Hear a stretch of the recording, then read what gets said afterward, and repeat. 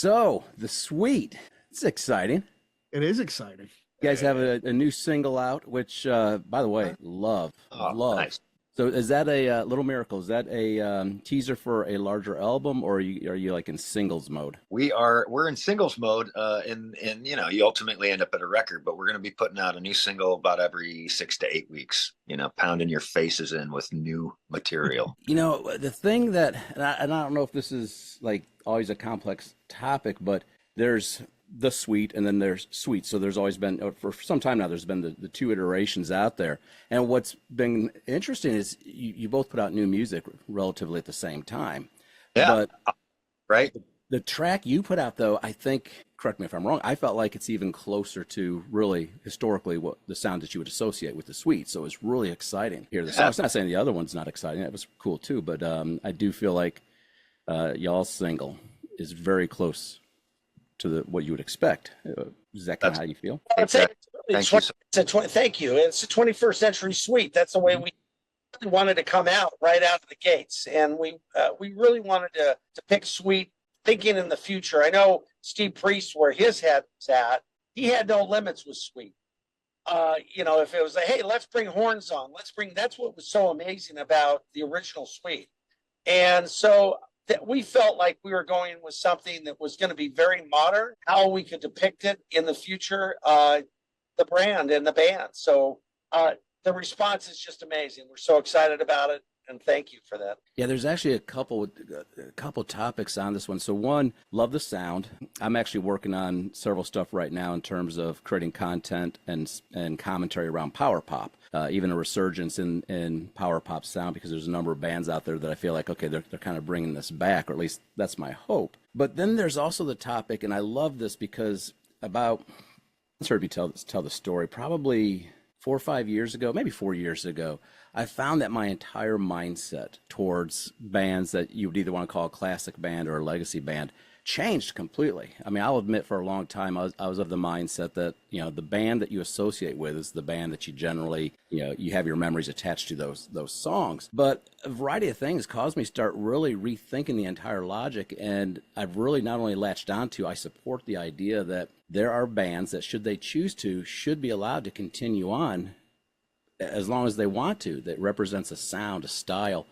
And I think where you're all at right now is a great example of that, keeping the torch going. Well, thanks. If it hadn't been for Steve's wishes, we wouldn't be doing it. You know what I mean? It's a fight to take on for sure. We get a lot of backlash, you know what I mean? And you probably don't see a lot of that because all of that's taken care of in the background with our social media and everything else. But it was Steve's dying wish, so we're out here doing it for him. How can you sleep at night without fulfilling that request?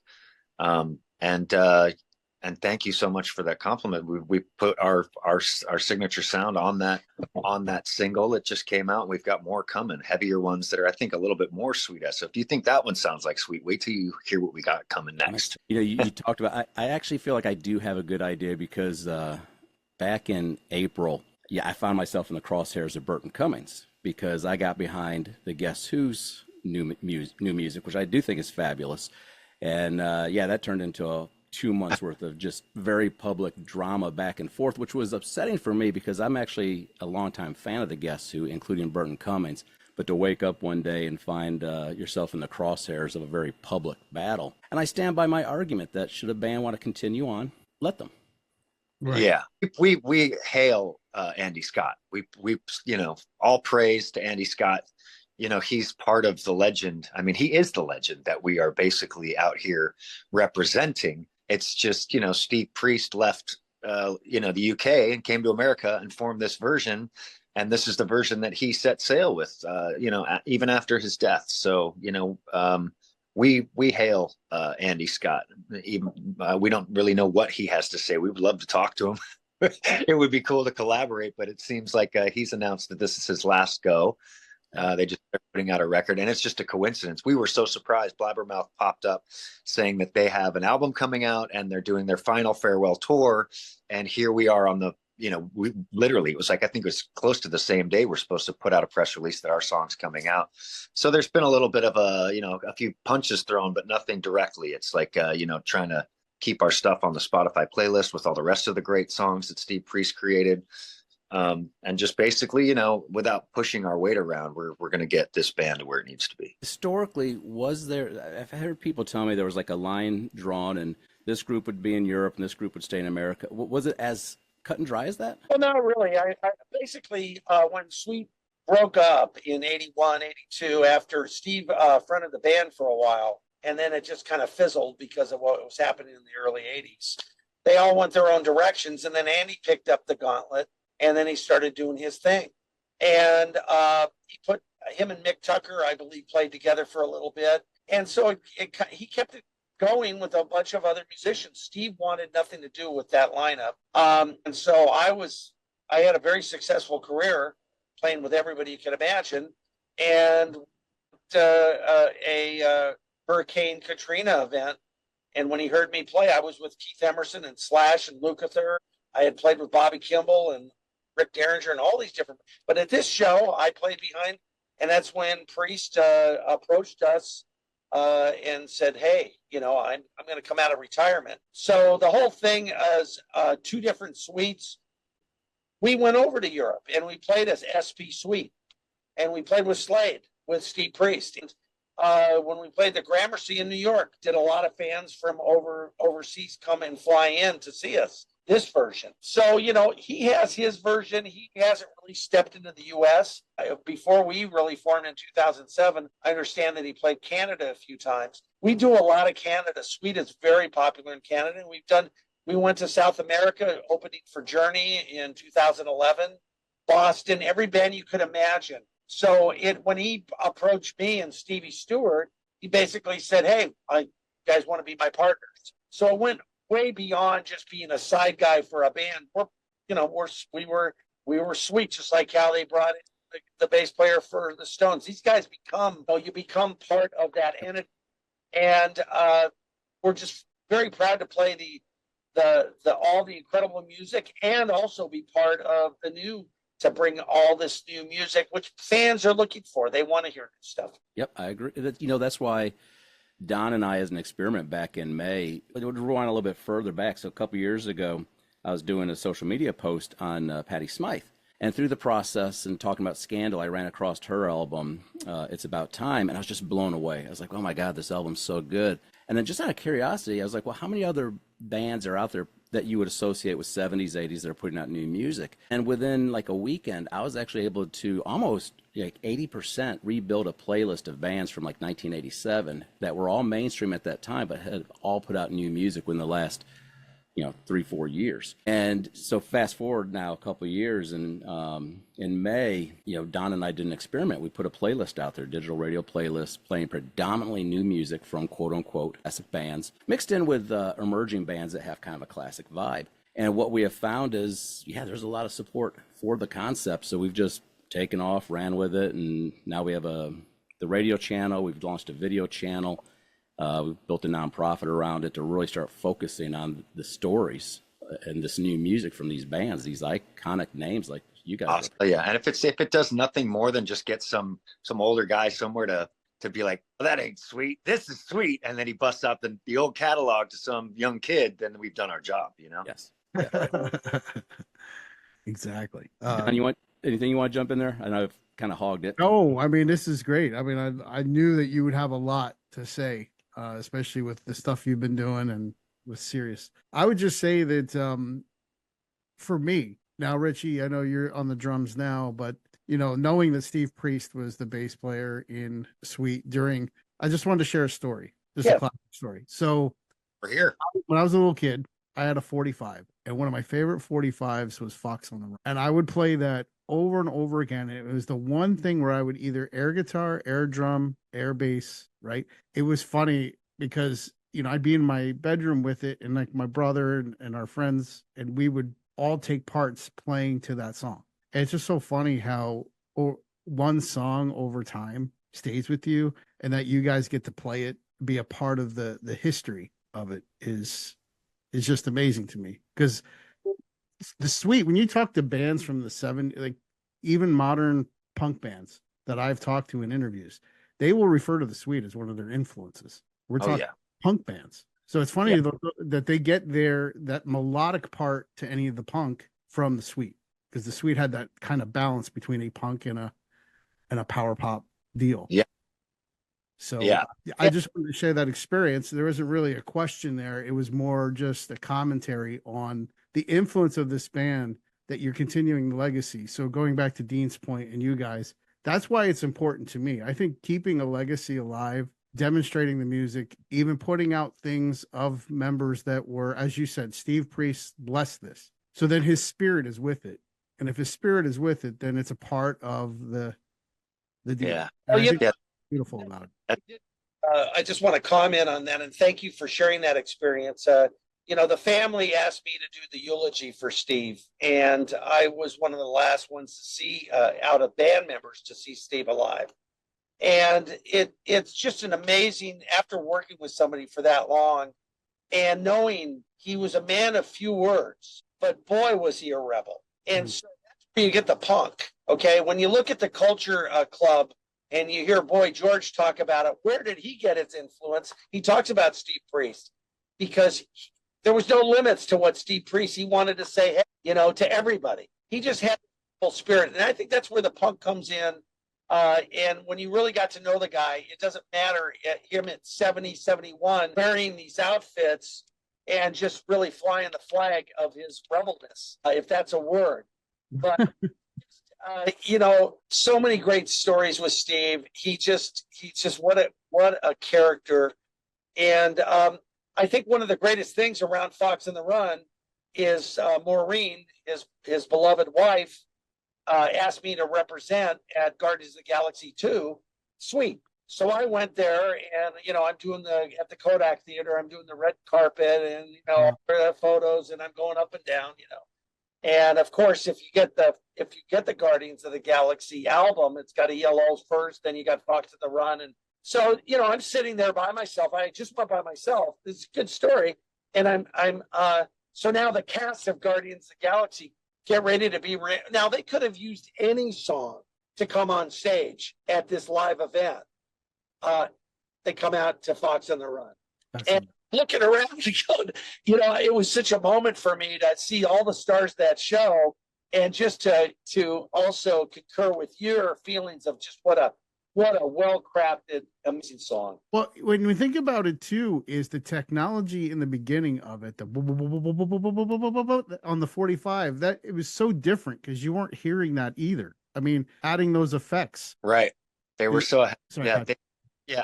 I remember thumbing through my sister's record collection when I was a little kid, and that was my first introduction to rock and roll. And there was Tattoo You, and there was Highway to Hell, and there was the Supertramp record, and there was all these, the Boston record, and opening those and seeing what they were wearing, and then coming across Desolation Boulevard and listening to those songs. So I have the same experience, Don, listening to Fox on the Run and just being like, it's more than music. It's so much more. It hits you in a certain place. And I remember the whole family moved to a new place, and I woke up one morning to the first time I'd ever heard Queen, and it was coming from my brother's stereo, and he was cranking it and woke me up one morning, and I was like, oh, Sweet's got a new record, here's some more Sweet. And I was like, oh, wait a minute, this is something else, but they're building on that. I could even see it then as a child. I could see how bands were, being inspired and building on what Sweet had already created. Yeah. It just, when you think about it, and plus when you get to the chorus of that song, the harmonies in it are unbelievable. Yeah. That's one of the things we've always talked about on the show was the importance of harmonies, and the harmonies in that are just incredible. Yeah, you've got something that could impress a choir, and then the next minute it's punk because he's screaming his ass off because he just wants to ruin it, which just makes it better. Well, it is the thing that we wax poetic on here, which is, the observation, and I could be wrong on this, it felt like back in the 70s, up until that point, 60s, 70s, a characteristic of a really iconic rock band was a focus on vocal harmonies. Not just a lead singer with somebody singing harmony, but, 2, 3 harmony parts in there, 3, 4-part harmony, high harmony. And then we get into the 80s, and it just seemed to be less common. You got Huey Lewis and the News, you got Def Leppard, Dokken, but then you move into the 90s, and it's like the harmonies just kind of went away in terms of their importance. So I'm always very eager, and I kind of perk up whenever I hear a band that brings back this concept of the vocals and the harmonies playing a really important part. Sweet was always part of that. Yeah, well, most bands, it's like, okay, you play guitar, you play bass, you play drums, and I'll sing. And nobody thinks, oh, maybe I should be a little bit more patient and find a guy that can not only play guitar, but he can sing also, or one that can play keys, sing, and play bass at the same time. Bands don't get that cool where everybody in the band can sing and add that much vocal capability to a set. You know what I mean? And that's the cool part about our group is we've got tons of vocals going on stage to replicate exactly what they were doing, and we were coached to do it properly by the man himself, Steve Priest. So Yeah, my hope is that as we see new music coming from these bands that understand that we'll have younger musicians go, hey man, that's cool, let's bring that back into our music. Wouldn't that be cool? It would be. Also, what bands emulate that vocally that you've heard in the last decade that have come out, or even bands that have put out a record in the last decade that even get close to something like that? Well, here's what got guess who? Here's what this is what got me in trouble with Burton. If we think about bands that I would immediately, if you were to say, okay, Dean, what are bands that when you think of them, vocals first thing come to mind? Harmonies, deep harmonies. Yeah, the Guess Who had some great harmonies in there, but I've never once thought of them as a harmony band the same way I think of, say, the Eagles or Queen. And even on Sirius XM, to kind of test this, one day I asked the listeners, I said, hey, reach out. Let me know the first bands that come to mind. Not a single person said the Guess Who. So I did a post where I talked about how, Derek Sharp and Gary Peterson, founding drummer, the albums they put out were very rich with this Brit pop, deep, rich harmony, Queen style sound. And my argument was, rather than you're going to bring this new lineup out, rather than trying to just imitate completely the old sound, because some people will, all you're doing is just imitating.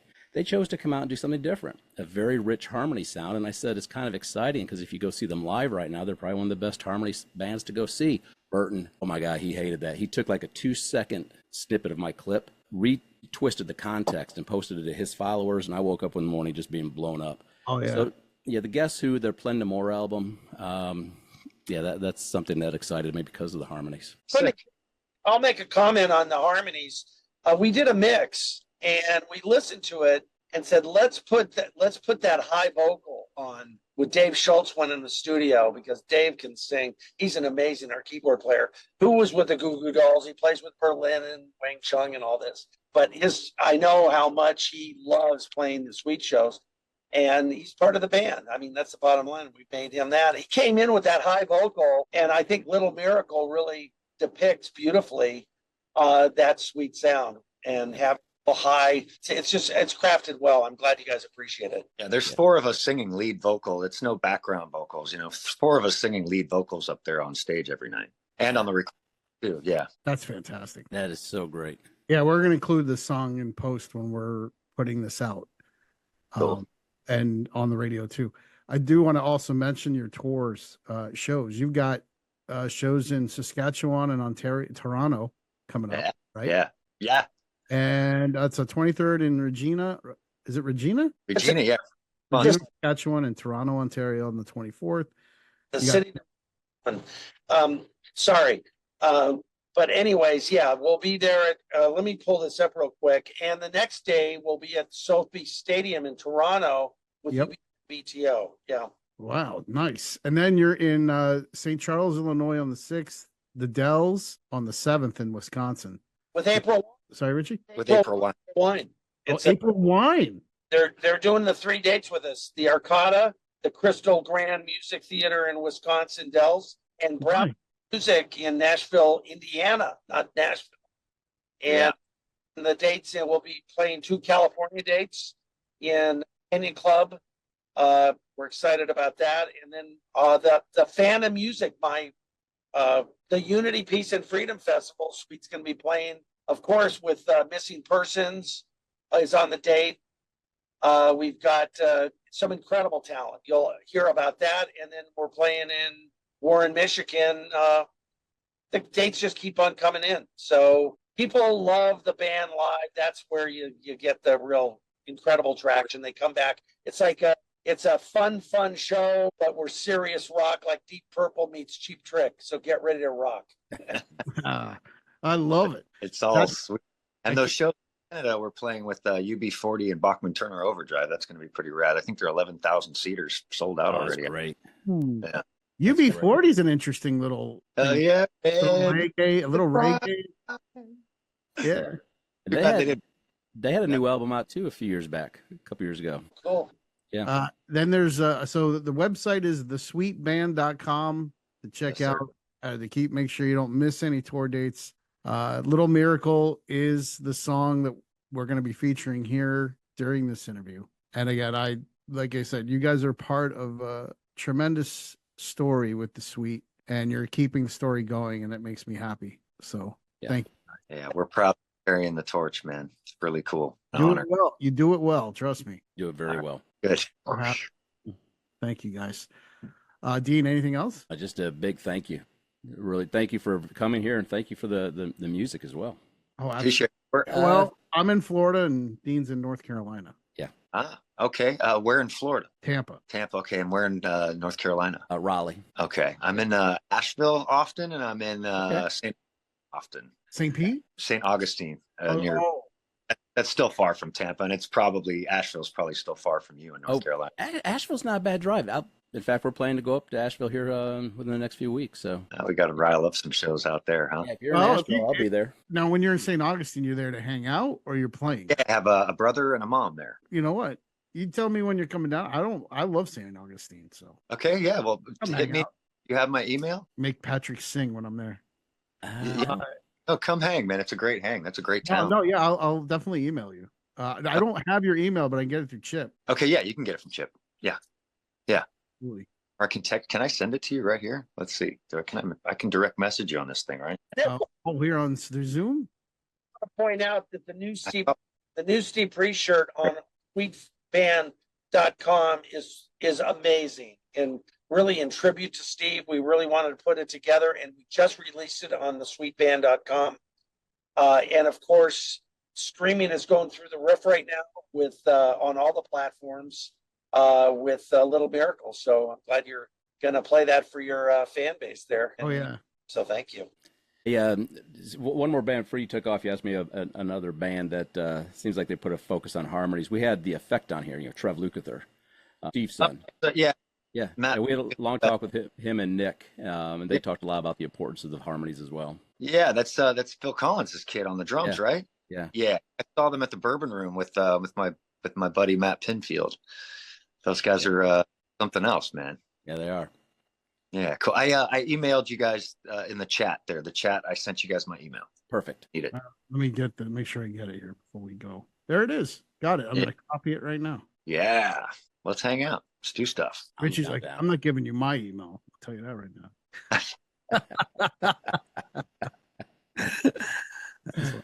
No, but I thank you, man. I will have it and I'll message you. I won't spam you. Cool. Thank you guys so much. Thank you guys. All right. Appreciate it. Rock alive. Let's rock, guys. That's I it. agree. That's our whole mission. All right. Have a great day, guys. You too. Bye-bye.